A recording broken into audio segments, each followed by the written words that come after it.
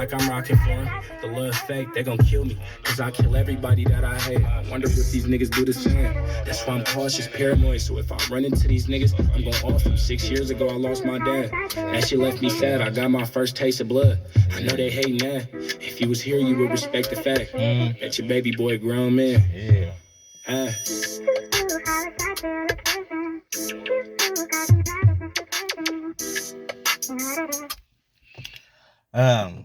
Just really just piggybacking off of what Jalik was talking about 5 days ago. She was being very nice with the man. Usually when I talk about somebody, I'm not very nice. So I'm not about to be very nice with you today. EBK JAYBOO. He's one of my favorite rappers. I heard him like about 2 years ago riding around because I'm always listening to young nigga music. I don't want to listen to no 30-year-olds, 40-year-olds talk about the aspects of life and how to fuck all that. I'm still on the ignorant shit. I still like the grimy shit.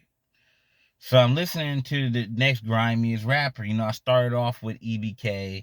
I started off with Slow B. Slow B is the person I like listening to. And then, I was hanging around with some youngsters that kept playing EBK JAYBOO. I'm like, who the hell is this nigga? So I started listening to his songs.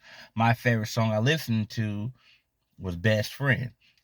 I couldn't stop playing that song, Best Friend. Every time I come in my car, even to this day, when I throw it on, I'm throwing on Best Friend. Even after this video, I'm throwing on Best Friend because Best Friend is my favorite song by him. So I started listening to his album, and I'm like, this guy's very articulate. This guy is very articulate. He's very smart. You know what I'm saying? He's very articulate. He's very smart. So I want to dig. When I feel like somebody's very articulate, I want to deep dive and dig deep and find out more about them, So it didn't take long for me to find out about him because the white people, when white people like you, they start digging in different type of files from black people. When they like, white people start finding out the true story behind you. So the white man explains his story about how, he explains his raps too about his dad dying, but the white man broke it down on how, his dad, he was a good kid and he's fun and loving and loving child and good grades in school, talks very good, articulate.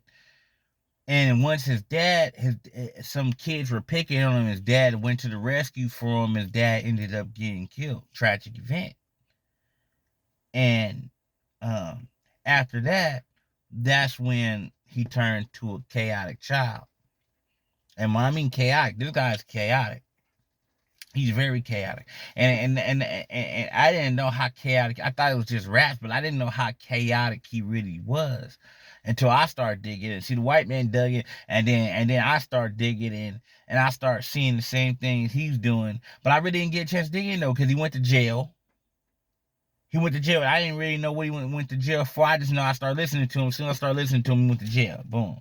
Matter of fact, when I started listening to him, he was in jail. He got out, then went back to jail. So I didn't really know what he went to jail for, but I thought he'd washed because the young homie was like, man, he did some crazy stuff. I don't think he's ever getting out. I'm like, what kind of crazy stuff does this nigga do? Again, I didn't do no investigating. I really don't know what he did. All I know is that he was having a good time in jail. He was having a good time in jail because you could tell he wasn't fighting. He wasn't doing nothing but just eating in there. Had a whole bunch of sausages, a whole bunch of spreads, and a lot of peanut butter. You can tell he had a lot of peanut butter in there. He had a lot of peanut butter in there, gained a lot of weight. He was like around 60 pounds, because Blood was like around 150 pounds when I first seen him rap. Now, he recently just got out, and Blood like around 275 now. He's like around 275. He was eating nothing but peanut butter in there with spreads and sausage, little spam packets they give you. I'm pretty sure that's what he's eating was the spam packets. So after that, right, he gets out. So I'm thinking, I listened to his interview because I want to hear what he has to say. I don't want to hear what everybody else has to say about him. I want to hear from him. So when I'm hearing his story and he's telling a story about he joined the gang at 16 and started and came out with a song, and next thing you know, he's shooting here and shooting there. It gave me Ja Morant. I got Ja Morant vibes. I start getting Ja Morant vibes when I start hearing the story. I'm like, what? So you're telling me that all this stuff just happened within a 2-year wingspan? You becoming one of the most famous rappers in Northern California, you shooting at people, and you pulling a Columbine high at a high school. You already pulled a Columbine high.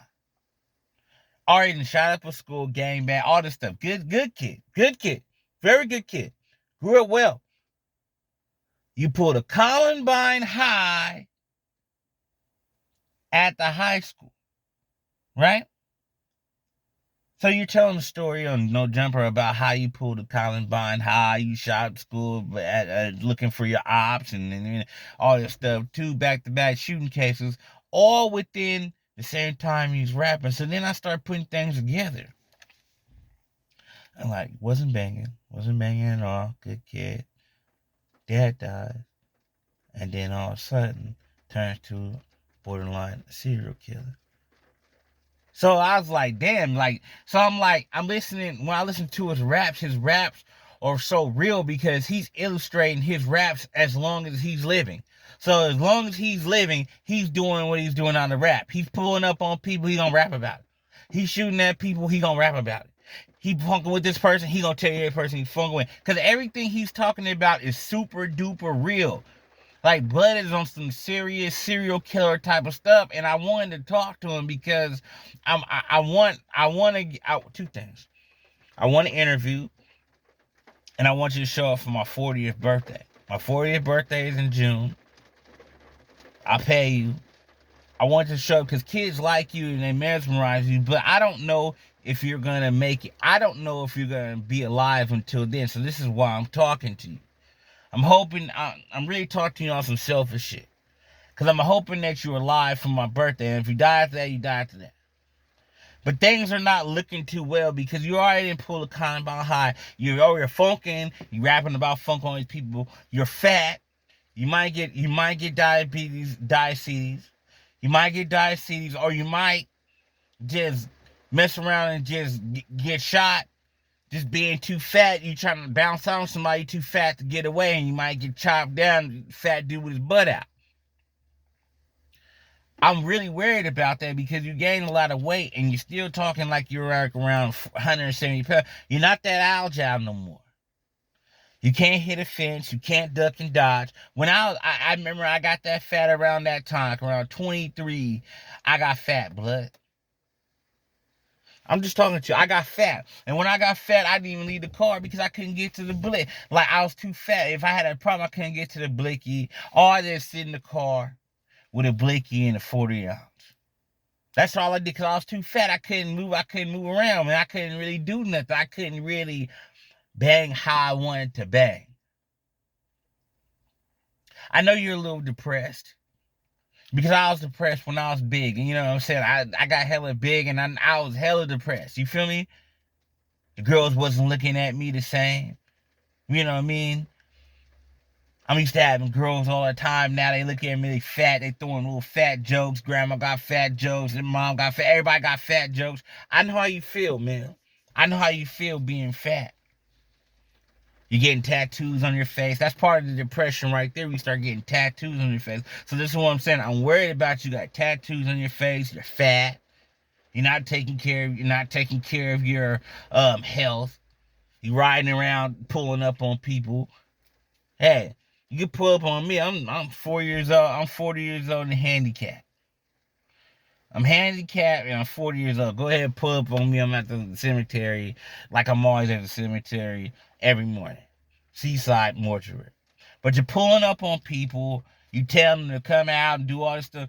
I'm just trying to figure out why you're really crashing out like this. You know, they're not going to be nice to you next time. You know, next time you go to jail, they're going to throw the menace to society on you. They're going to throw the Menace to Society charges on you. I have a couple of friends that got Menace to Society charges thrown in because the judge got fed up with them, and they're doing malicious acts around the community. The judge was fed up and just decided to put Menace to Society on them, and they had to go to the level 4 yard. And that's where you're going, buddy. They sending you to the level 4 yard. And so you out of shape, you're fat, you can't defend yourself. You're around a whole bunch of lifers and stuff. They don't care. They've been taking booty for like about a good 6 to 7 years now. Maybe 10 years they've been taking new booties. You're new in there. You're a rapper. You feel me? You don't want to do PC. You're a known rapper. You're fat. You got to watch out in there.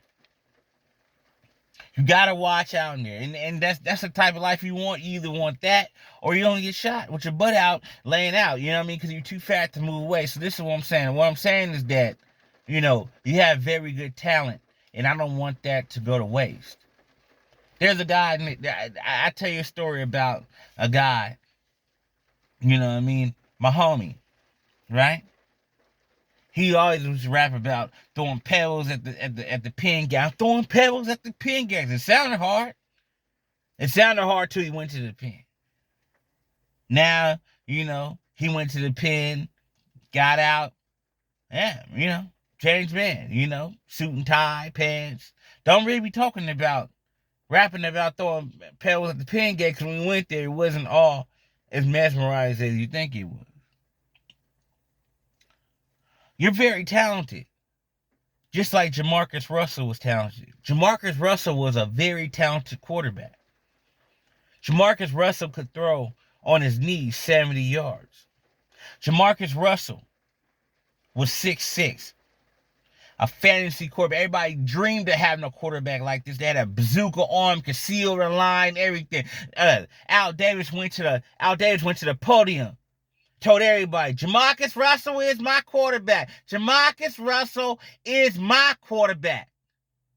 He vouched for him. And what did he decide to do?